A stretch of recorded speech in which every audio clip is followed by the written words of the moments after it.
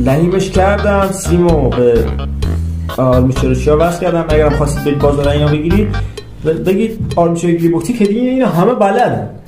اینجا یه کلید وصل کردم، اینجا هم خب باتریشه. این کلیدی که بزنی باید دیگه آرمیچر رو روشن میشه. خب باید گیری بزنی فقط دست خوشی میاد. دوباره یه دو دست میشه. اینم سه. بعدش مشتبه این سیم اضافه هم که گذاشتم به خاطر چرا باشه.